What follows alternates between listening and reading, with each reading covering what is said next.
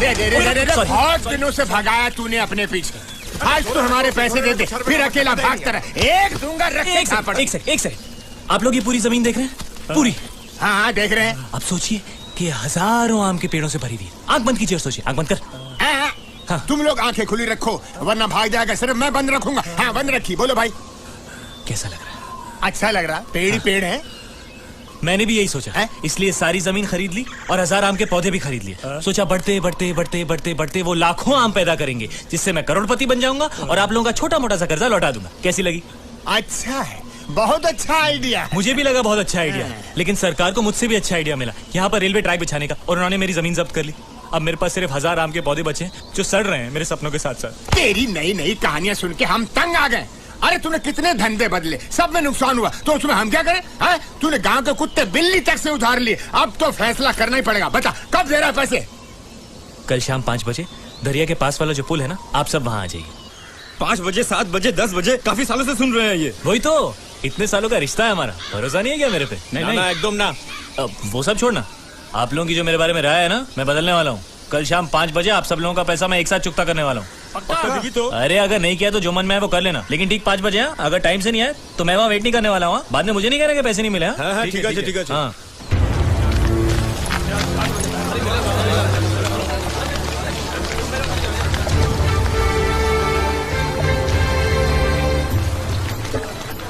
अरे आइए आइए आइए, आप सब लोगों को मेरा नमस्कार।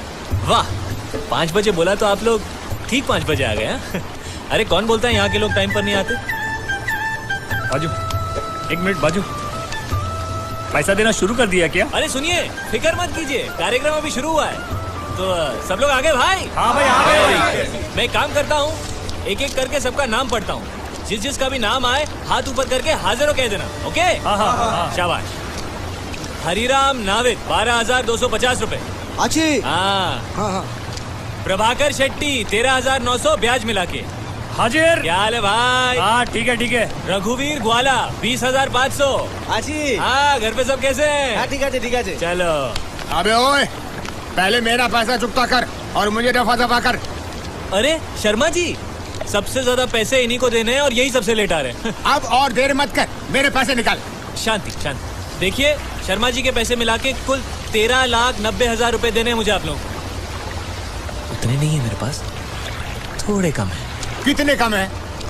ज्यादा नहीं, थोड़े से। अरे फिर भी कितने? 100 रुपए। कोई बात नहीं। नहीं, 100 रुपए ही है मेरे पास, बाकी के 13,79,900 रुपए कम। अरे पैसे निकाल, पैसे निकाल। तू निकाल पैसे, निकाल। अरे इसे मत छूइए। क्या है? चूहे मारने का जहर। चूहे मारने का जहर? अब वो क्या है कि पोटेशियम साइनाइड खरीदने की औकात नहीं है ना मेरी, तो यही लेके घूम रहा था, क्या पता कब जरूरत पड़ जाए। मैं जानता था आप लोग मुझे चैन से मरने भी नहीं देंगे, लेकिन फिर भी मुझे आप लोगों से कोई शिकायत नहीं। कभी ना कभी आप सब ने मेरी मदद ही की, मैं भी आप लोगों को धोखा नहीं दूंगा, आप सबकी पाई चुका दूंगा। क्या करूं, मैंने जो भी धंधा शुरू किया सब में मेरा नसीब फूट गया। आखिर में पटाखे की फैक्ट्री खोली, वो नहीं फूटा। तो फिर बस वो फटाखा बेच के हम सब की उधारी चुका दो। अरे फूटा नहीं मतलब पटाखा नहीं फूटा, तो कहां से दूं आपके पैसे? मेरे पिताजी कहते थे, बेटा तेरा नाम Guinness book of world records में जरूर आएगा। ठीक ही कहते थे।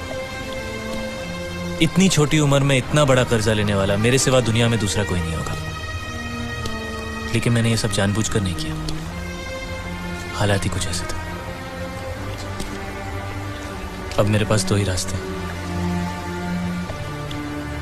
या तो आप लोग मुझे 5 साल की मोहलत दे दीजिए, नहीं तो मुझे समुद्र में कूदकर अपनी जान देनी पड़ेगी। ये होशियारी मेरे सामने नहीं चलेगी।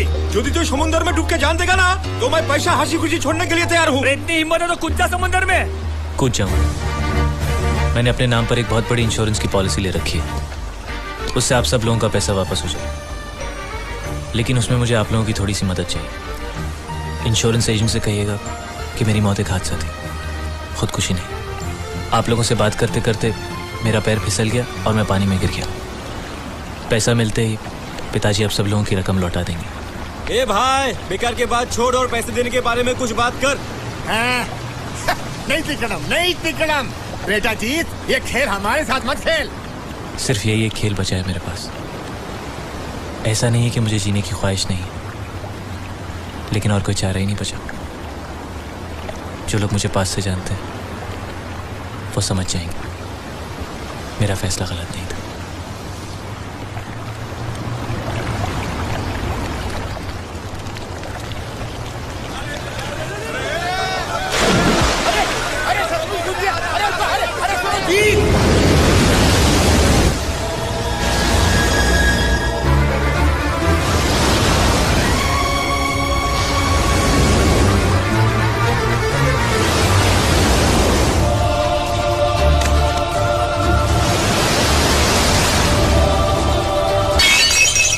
से कोई इन्फॉर्मेशन आई क्या? जी नहीं। क्या हुआ, बॉडी मिली या नहीं? जी नहीं, अभी तक बॉडी का कुछ पता नहीं। आपने ठीक से ढूंढा?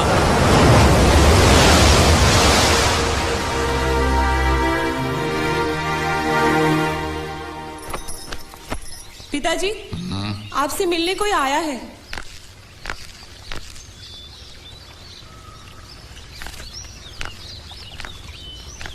फरमाइए। मास्टर जी, हम आपसे नहीं जीतू जी से मिलने आए हैं। जीतू, जीतू। जी पिताजी। ये लोग कह रहे हैं कि ये तुमसे मिलने आए हैं। हाँ, आपको तो मैं जानता हूँ, लेकिन मुझसे क्यों मिलने आए पिताजी? मैं जानता हूँ कि क्यों आए हैं। हाँ, मैं भी जानता हूँ। मैंने सोचा मुझसे मिलने से पहले एक बार आपको देख लेते। क्यों? मैं कोई बंदर हूं जो खेल करता रहूं ताकि जो भी आए पहले मुझे देखे? अरे पिताजी, आप इसको नहीं जानते? बबन राव भाजी वाला, याद है आपको जब मैंने लॉटरी का बिजनेस शुरू किया था? हाँ, जो बर्बाद हो गया था। तो इसी ने मुझे बैंक का ब्याज वापस करने में मदद की थी। ब्याज और पैसा मिला के 40,000 रुपए होते हैं। तंग आ गया हूं मैं इसको बोल बोल के, कल दे दूंगा, कल दे दूंगा, कल दे दूंगा, कल दे दूंगा। फिर भी इसको मेरी बात का यकीन ही नहीं होता। आपको इसको पैसे नहीं देने, सिर्फ एक तारीख देनी है। वो मान जाएगा, वो मान जाएगा। बराबर। उनको एक तारीख देना और फिर ठीक उसी तारीख वाले दिन गायब हो जाना। तुम्हारी ये कला मुझ में नहीं है बेटा। वो तो उसको भी पता है पिताजी, इसलिए उसने कहा है आप बोलेंगे तो ही मानेगा। प्लीज मेरी मदद कीजिए पिताजी, नहीं तो मुझे अपने आप को फांसी पर चढ़ाना पड़ेगा।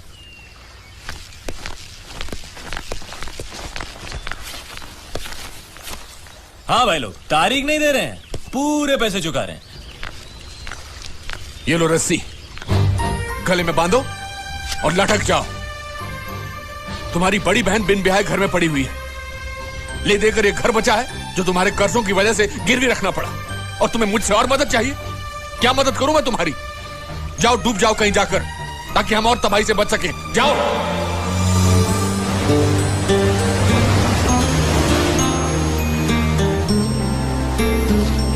देखो, हम लोगों ने जो फैसला किया था उस फैसले को लेकर तुम मेरी बेटी की जिंदगी बर्बाद मत करो। कैसी बातें कर रहे हैं अंकल?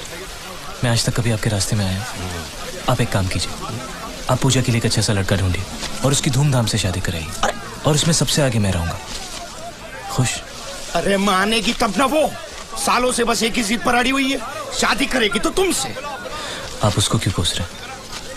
जब से होश संभाला है एक ही तो बात सुनते आए हैं कि मैं उसका हूं और वो मेरी। मानता हूं, हम लोगों की भी यही इच्छा थी, लेकिन मुझे नहीं पता था कि तुम बड़े होते होते इतने बड़े निकम्मे बनोगे। आप उसके लिए लड़का ढूंढिए, मैं उसे मना लूंगा। उसकी जुदाई का दुख मुझसे सहा नहीं जाएगा, लेकिन कम से कम वो शांति से तो जिएगी। अरे नहीं मानेगी वो। जब तक तुम उसके सामने खंबे की तरह गड़े रहोगे, वो किसी और से कभी शादी करने के लिए राजी नहीं होगी, समझे? इसीलिए कहता हूँ भाग जाओ, कहीं दूर भाग जाओ, और सालों के बाद लौट कर आना। नहीं आओगे तो भी चलेगा। क्या है, तुम्हारे लेनदारों से छुटकारा हो जाएगा, और मैं मेरी बेटी की शादी कहीं और करवा सकता हूँ, समझे? अब ये मत कहना जाने के लिए पैसे नहीं है। ये ले पैसे। अरे रखो, और इसे लौटाने के बहाने भी वापस नहीं आना।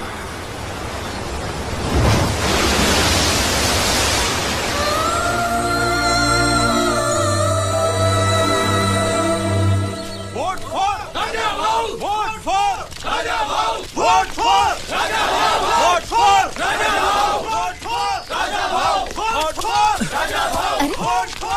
मोर्चे के साथ कैसे आए?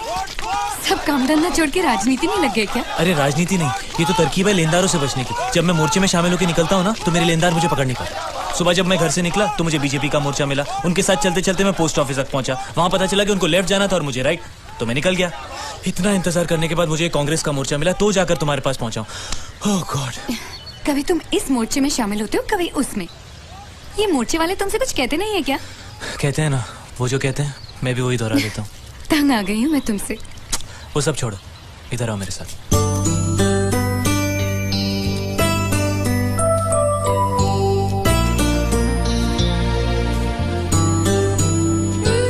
बेकार की बातें मत करो। मैंने कभी तुम्हें शादी की बात को लेकर परेशान किया है क्या? जब तक तुम्हारी सारी परेशानियां दूर नहीं हो जाती, मैं तुम्हारा इंतजार करने के लिए तैयार हूँ। कब तक? चाहे कितना भी वक्त गुजर जाए, कुछ भी हो जाए, आखिर एक दिन हम साथ साथ जिएंगे ना। बस मेरे लिए तो उतना ही काफी है। ऐसा नहीं हो सकता पूजा। मेरे सर पर उधारी का इतना बोझ है कि मैं एक चींटी का वजन भी नहीं झेल सकता। और सच पूछो तो ऐसे हालात में तुम भी मेरे लिए एक बोझ हो। हमें अलग होना ही होगा पूजा। अब तुम घर जाओ। अगर ये मोर्चा निकल गया तो शाम तक और कोई मोर्चा नहीं है जो मेरे घर तक जाए। जी शिवा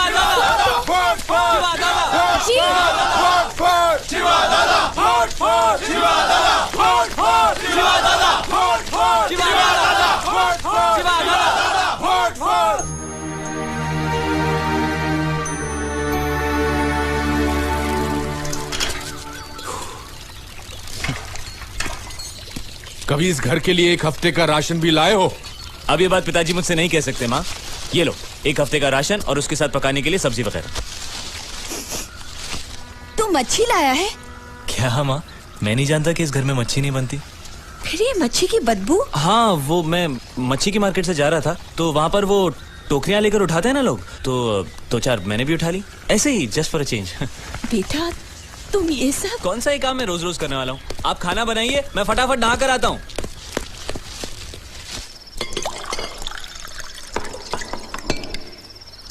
माँ तुम खाना नहीं खा रही? मैं बाद में खाऊंगी। ऐसे थोड़ी चलेगा, इतनी मेहनत की है मैंने, मेरे हाथ का एक निवाला तो तुमको खाना ही पड़ेगा।